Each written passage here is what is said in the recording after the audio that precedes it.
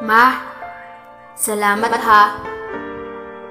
Simula pagkabata, ikaw na ang kasakasama.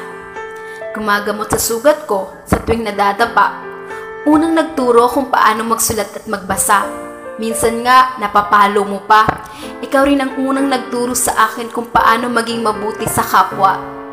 Mama, alam kong pagod ka na. Alam ko rin na minsan umiiyak ka dahil sa problema. Pero di mo lang ipinapakita. Alam ko rin na may nararamdaman ka na dahil sa maghapong paggawa at walang pahinga. Ingatan mo naman sarili mo, Mama. Di kasi namin kaya pag may nangyari sa iyong masama. Sorry, Mama, kung matigas ulo ko. Di nakikinig sa mga payo mo at pabalang kung sumagot sa'yo. Minsan nagdadabog sa tuwing inuutusan mo. Di ako perpekto. Di rin ako yung tipo na nag-I love you sa'yo. Pero laman ka ng panalangin ko na sana humaba pa buhay mo.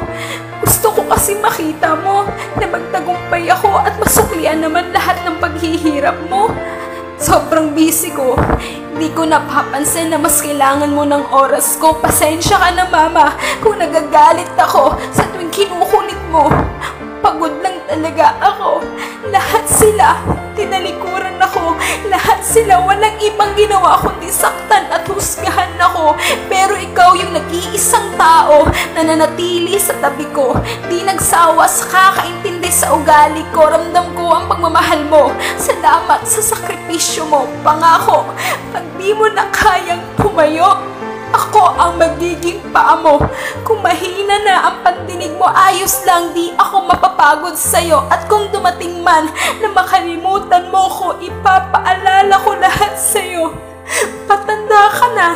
Kung pwede lang pigilan ang pagtakbo ng orasan, alam ko darating ang araw na kailangan mo na kaming iwan, na kailangan ka na naming bitawan, na darating ang araw na kailangan mo nang magpaalam. Ikukwento ko sa magiging anak ko kung gaano kabuting ina at ibabahagi ko ang mga payo mo sa kanila.